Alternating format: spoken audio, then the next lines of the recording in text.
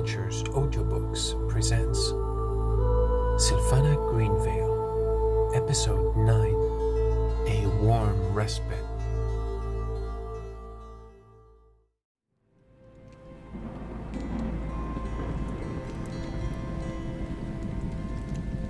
The other patrons have resumed their discussions. The family is playing cards again, and the two men are drinking and talking.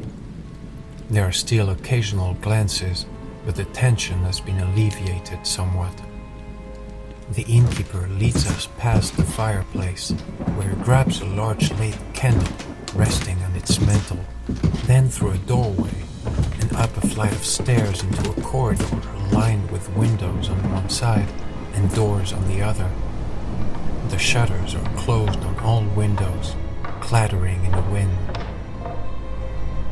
Sylfana follows the innkeeper in silence, her face still red. The man stops after each of the first three doors in order to light the candles on the wall between them. Now, that's better. He says, and opens the third door. Here's your room. He gestures for us to come in as he starts lighting up the candles inside.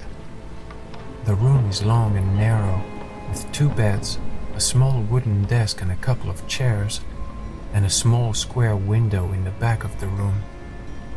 Sylfana enters the room, taking a moment to look around. It looks very nice.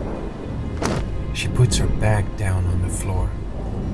Thank you very much for your kindness, sir. The innkeeper drops the candle he was carrying on the desk and turned towards Sylfana with a smile.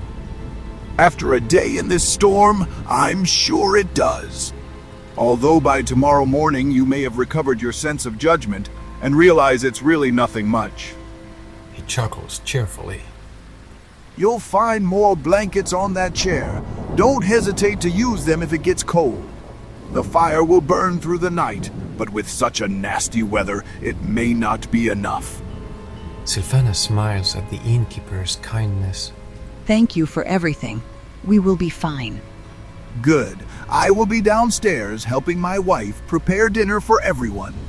The fireplace is waiting for you downstairs. Don't hesitate. We nod to the man. Thank you. We will be downstairs shortly, indeed. There's one last thing, though. The innkeeper stands under the threshold of the door, his hand on the doorknob as he was about to return downstairs. Yes? Should we expect trouble from those two men downstairs tonight? They kept staring pretty harshly. I ask him. Sylfana glances at me, concerned. The innkeeper nods in a display of understanding. Thank you for your concern. I appreciate it. Everyone is on edge these days, and this storm does not bode well.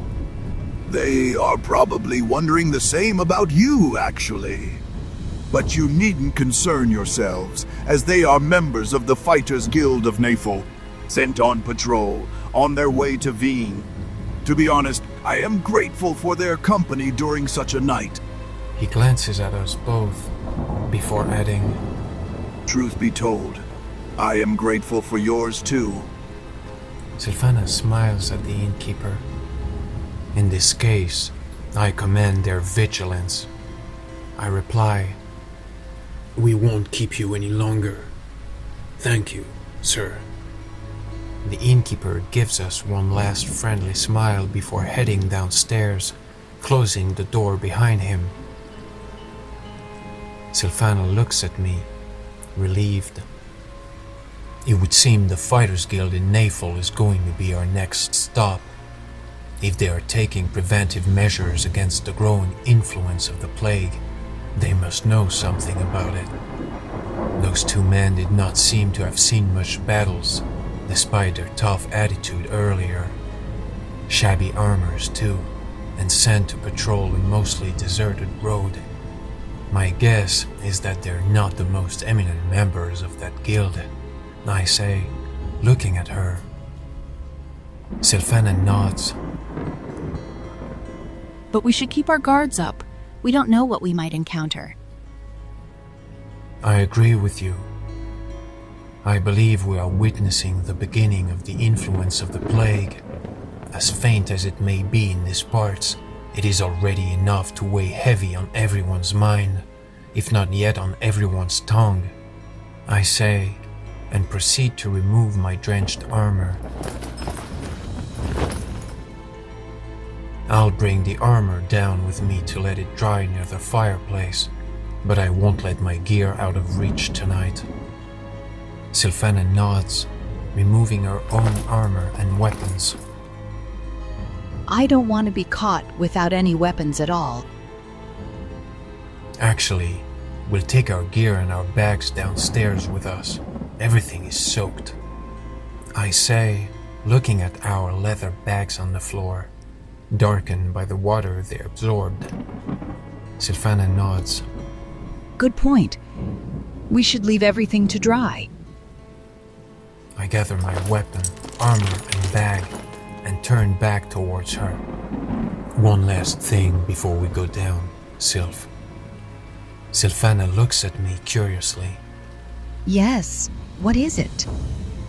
As tempting as it may be to try and gather information tonight, especially in the company of 2 members of the Fighters Guild, I'd rather we keep to ourselves, for asking questions will in turn lead to questions being asked to us, and we don't have answers to give.